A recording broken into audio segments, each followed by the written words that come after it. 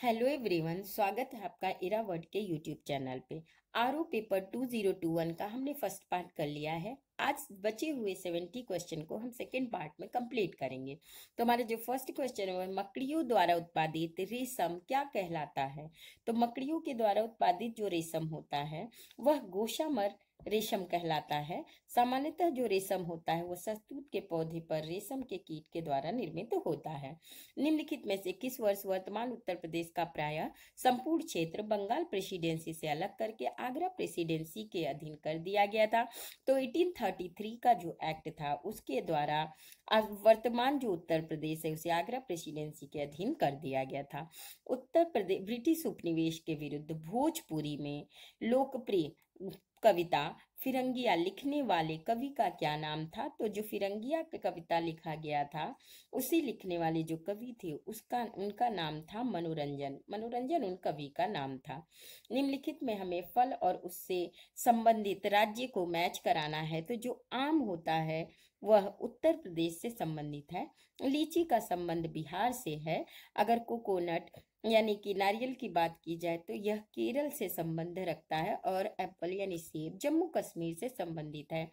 इस प्रकार जो हमारा आंसर होगा वह सी हो जाता है। अब निम्नलिखित को क्रोनोलॉजिकल ऑर्डर में लगाना है।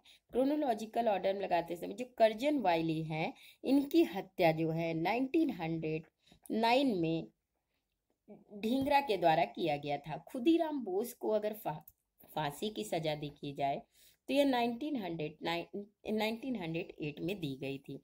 बाल गंगाधर तिलक की जो केसरी है वह 1881 में संपादित हुई थी। और अगर अल हिलाल अबुल कलाम आजाद के समाचार पत्र की बात की जाए तो वह 1912 में संपादित हुई थी। इस प्रकार हम कह सकते हैं कि जो केसरी है वह सबसे पहले यानी कि थर्ड वाला सबसे पहले हो जाता है, उसके बाद हमारा सेकंड वाला, इसलिए हमारा जो आंसर होगा वह ए हो जाता है।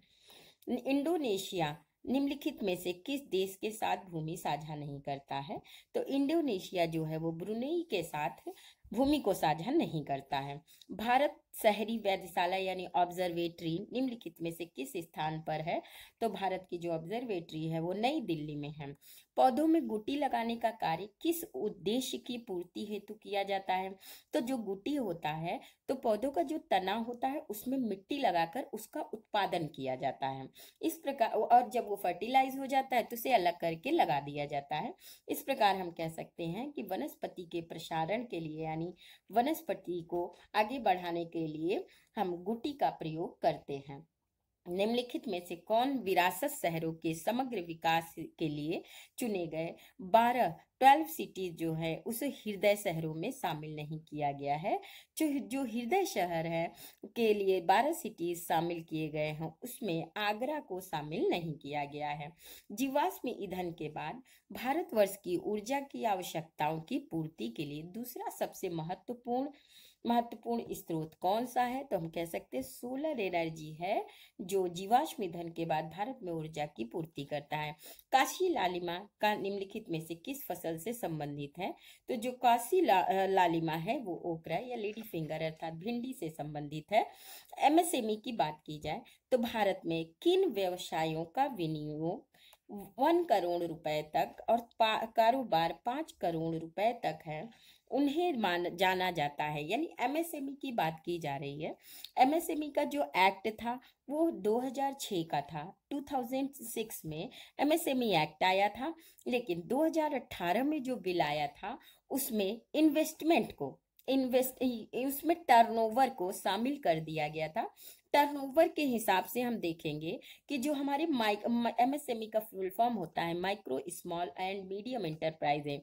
जो माइक्रो हमारी कंपनियां होती हैं उसमें यदि 1 से 5 करोड़ तक का इन्वेस्ट किया जाता है तो वो माइक्रो होता है। अगर 5 करोड़ से लेकर 75 करोड़ तक 5 से 75 करोड़ तक का इन्वेस्टमेंट किया जाता है तो स्मॉल होता है।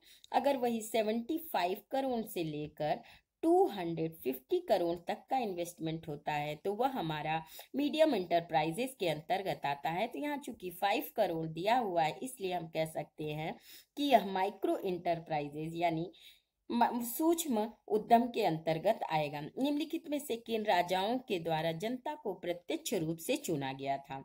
तो जैसा कि हम जानते हैं, गोपाल जो पाल वंश के थे और नंदीवर्मन पल्लवमल को जनता ने प्रत्यक्ष रूप से चुना था, इसलिए जो आंसर हो जाएगा वो हमारा सेकेंड एंड फोर्थ हो जाता है। निम्नलिखित में से किस द्वीप को वादे की भूमि के रूप में जाना जाता है, यानी the land of promise. Land of promise की बात करें तो मिंडनाओ द्वीप को लैंड ऑफ प्रॉमिस के रूप में जाना जाता है। उत्तर प्रदेश में कुल जनसंख्या में कार्यबल का कितना प्रतिशत है? तो उत्तर प्रदेश की कुल जनसंख्या में 23.7% जो जनता है वह कार्यबल में शामिल है। निम्नलिखित समूहों में से कौन एक अलग है? अलग अगर हम देखते हैं तो टोक्यो, लंदन, बीजिंग। अगर हम इसमें देखें तो टोक्यो भी कैपिटल है, लंदन भी ब्रिटेन का है, बीजिंग भी चाइना की राजधानी, लेकिन न्यूयॉर्क सिटी है न कि अमेरिका की राजधानी, क्योंकि अमेरिका की राजधानी वॉशिंगटन डीसी हो जाता है। इसलिए हम कह सकते हैं कि हमारा सी वाला आंसर हो जाएगा। निम्नलिखित कालक्रम में ऐसे कितने 3 हैं जिनके ठीक पहले ना तो 6 है और ना ही ठीक बाद में 9 है? इसे हम काउंट करके अगर देखेंगे तो इसका आंसर 2 आएगा। निम्नलिखित में से किसे गुरु नानक ने अपना उत्तराधिकारी घोषित किया था? तो गुरु नानक ने लेहना को अपना उत्तराधिकारी घोषित किया था। अब निम्न सूची को मैच कराना है कि किससे उद्योग जिसमें बड़े पैमाने पर उपयोग किया जाता है। तो बड़े पैमाने पर अगर हम देखते हैं तो जो लाइम स्टोन होता है वह सीमेंट के लिए यूज होता है। कॉपर का जो हम यूज करते हैं वो इलेक्ट्रिकल गुड्स के लिए यूज होता है। और बॉक्साइट का प्रयोग जो है एरोप्लेन मैन्युफैक्चरिंग के लिए किया जाता है। और अगर मैग्नीज की बात की जाए तो स्टील के लिए होता है। इसलिए हम कह सकते हैं कि इसका जो आंसर होगा वह ए होगा। निम्नलिखित को संख्या को क्रम में एक गलत संख्या है। ये रीजनिंग के क्वेश्चन को अगर देखें तो इसका आंसर 168 अर्थात सी आंसर हो जाता है। निम्नलिखित में से किसने ई राशन कार्ड सेवा सर्वप्रथम प्रारंभ की थी? यह करंट का न्यूज था। तो नई दिल्ली ने जो है दिल्ली में ई राशन कार्ड सर्वप्रथम प्रारंभ किया गया था। उत्तर प्रदेश में किस ऐतिहासिक मेले में हिंदू और मुस्लिम दोनों आते हैं? नौचंदी का मेला अगर हम देखें तो उसमें हिंदू और मुस्लिम दोनों की भागीदारी होती है। निम्न सूची को मैच कराना है जो हमारे युद्ध और उसके ईयर से संबंधित है। तो अगर हम देखें कि हमारा द्वितीय आंग्ल मैसूर युद्ध यानी सेकेंड आंग्ल मैसूर युद्ध जो है वह 1780 से 84 के बीच हुआ था। अगर सेकेंड हम आंग्ल फ्रांसीसी युद्ध के बारे में बात करें तो वह 1750 से 54 के बीच हुआ था। और सेकेंड आंग्ल मराठा युद्ध वॉर के बारे में बात करें तो आंग्ल मराठा युद्ध जो था 1803 से 5 के बीच हुआ था।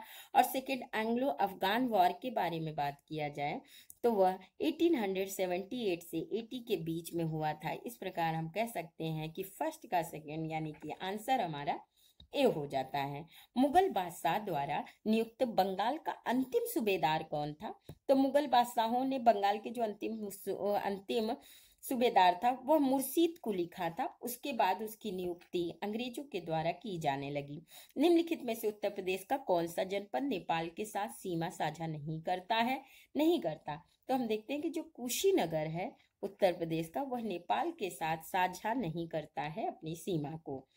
और निम्न में से कौन सा सुमेलित नहीं है?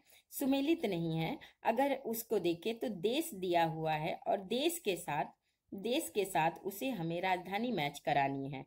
तो कौन सा सुमेलित नहीं है? यदि हम देखते हैं एंटीगुआ और बरबुडा की बात करें तो सेंट जोन्स उसकी राजधानी, अल सल्वाडोर की सैन सल्वाडोर है और बहामास की नासाउ होती है। जबकि डोमिनिका का सेंट डोमिनिका नहीं है, रोसियू है। रोसियू यानी कि इसकी जो स्पेलिंग होती है वह होती है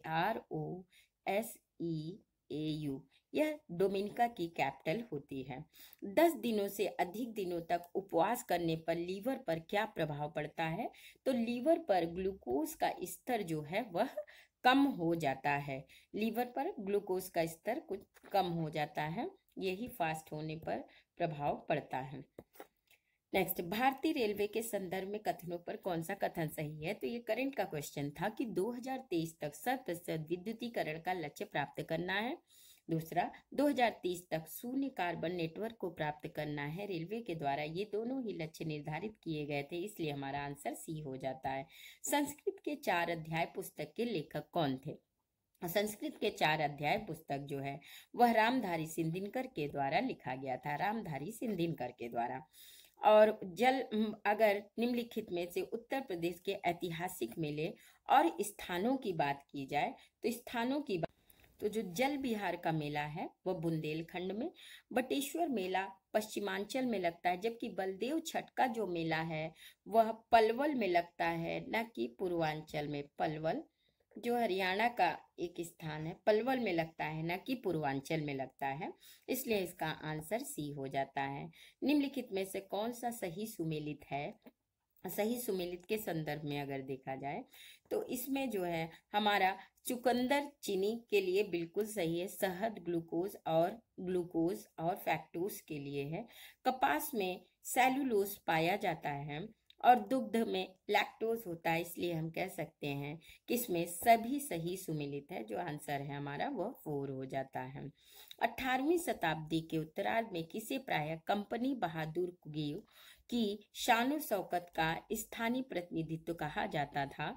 तो वह दरोगा था जिसे स्थानीय प्रतिनिधित्व कहा जाता था, तो दरोगा होता था।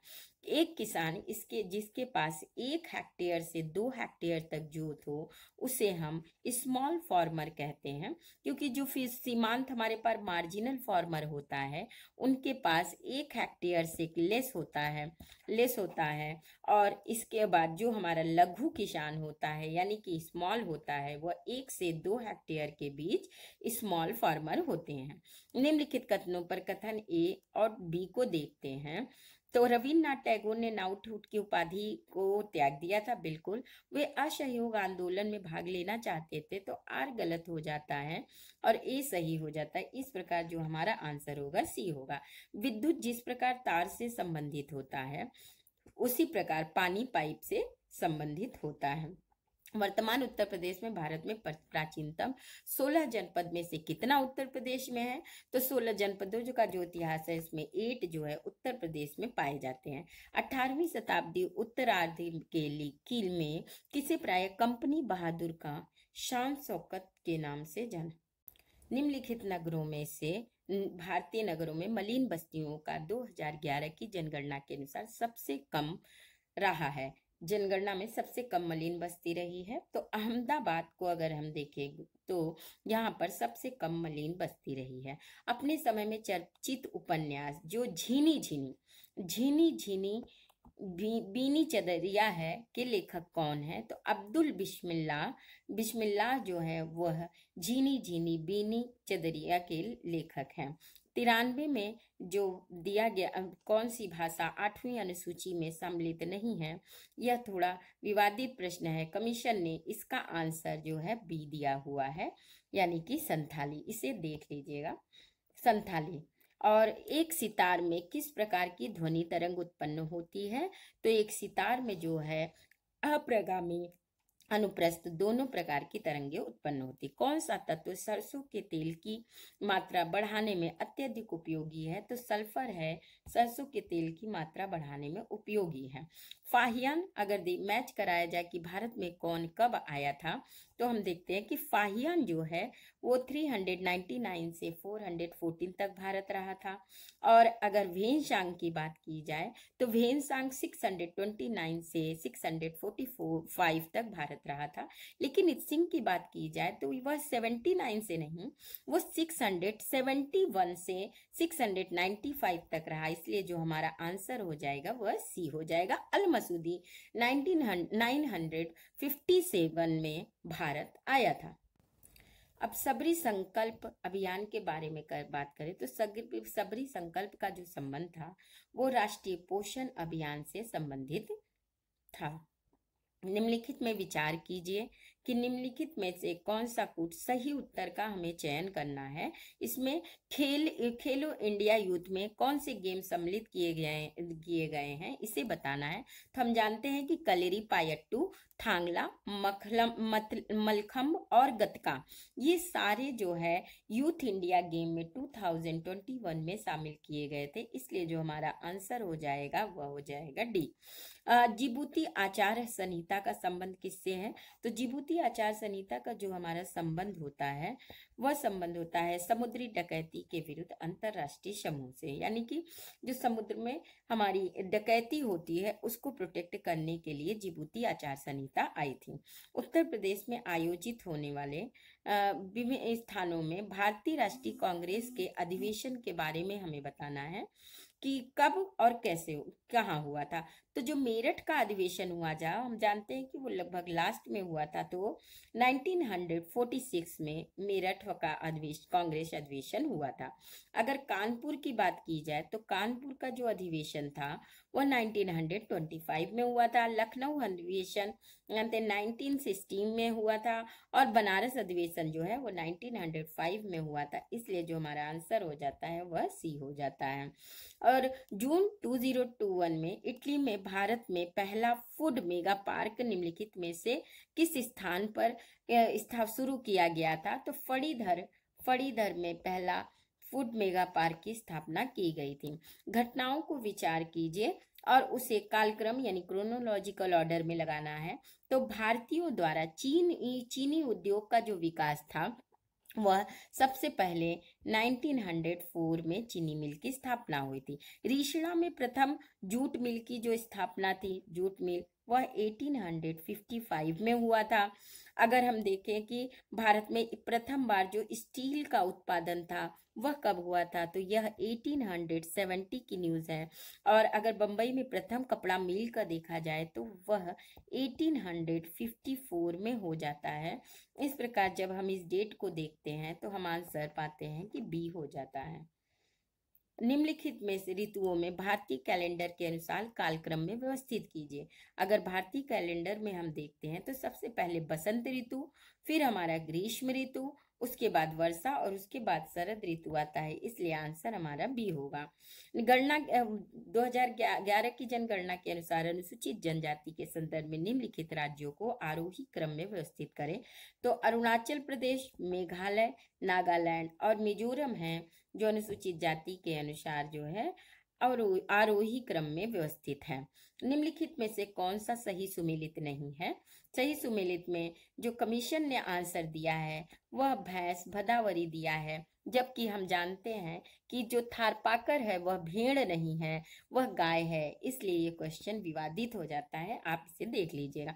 उत्तर प्रदेश में निम्नलिखित कथनों में से कौन सा कथन सही है? भारत में गन्ने का उत्पादन का सबसे बड़ा हब है। बिल्कुल, भारत में दुग्ध उत्पादन का सबसे बड़ा हब है। और भारत में चावल उत्पादन का बड़ा हब है? नहीं, चावल उत्पादन में पश्चिम बंगाल का स्थान है। इसलिए हम कह सकते हैं कि हमारे कथन 1 और 2 सही हैं।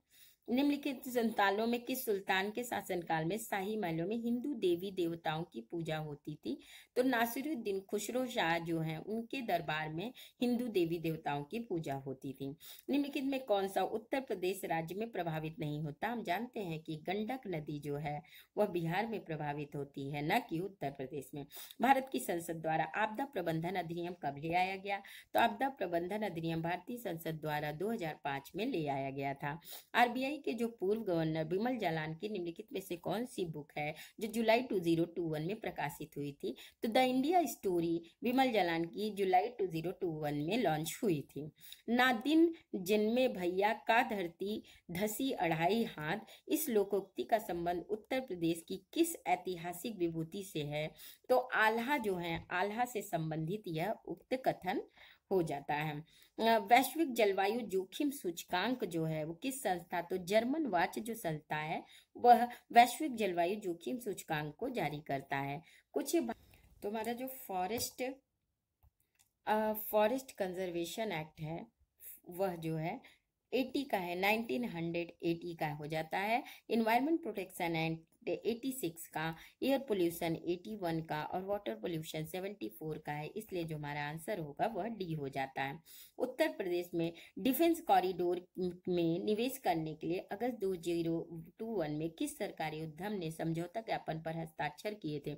तो भारत डायनेमिक लिमिटेड जो था उसने समझौता किया था। अगर निम्नलिखित में से कौन सा भारत की सबसे बड़ी मीठे पानी की झील है? तो हम जानते हैं कि जम्मू कश्मीर में जो वुलर झील है वह मीठे पानी की सबसे बड़ी झील है। कोलेरू आंध्र प्रदेश में है। अगर नील सरोवर की बात की जाए तो नील सरोवर जो हमारी मीठे पानी की झील है वह गुजरात में है और सांभर राजस्थान में है। निम्नलिखित में से कौन सी योजनाएं कौशल विकास से संबंधित हैं? कौशल विकास से तो स्ट्राइव, संकल्प और श्रेयस, यह 3 योजनाएं हमारी वह कौशल विकास से संबंधित है, इसलिए आंसर हमारा सी होगा। और मोनोक्लाइमेक्स एकल चरम सिद्धांत का प्रतिपादन किसने किया था? तो F.E. क्लेमेंट्स जो है उन्होंने एकल चरम का जो सिद्धांत था उसे दिया था। नीचे दिए गए शब्दकोश को शब्दकोश के अनुसार व्यवस्थित कीजिए और ज्ञात कीजिए कि ठीक दूसरे स्थान पे कौन आएगा। तो कंक्लूजन जो है वह दूसरे स्थान पर आएगा। कंक्लूजन जो इसमें है, कंक्लूजन वह दूसरे स्थान पर आ जाता है। और निम्नलिखित में विलियम फोर्ड कॉलेज के कलकत्ता के संदर्भ में देखा जाए तो इसकी स्थापना, कौन सा कथन सही है देखते हैं। तो 10 जून 1800 ईस्वी में कोलकाता में हुआ था। नहीं, 10 जुलाई को हुआ था, इसलिए हम कह सकते हैं कि ये कथन गलत हो जाता है। इसकी स्थापना का मुख्य उद्देश्य ब्रिटिश अधिकारियों को भारतीय भाषाओं की शिक्षा देना था। सेकंड कथन हमारा सही हो जाता है, इसलिए आंसर बी होगा।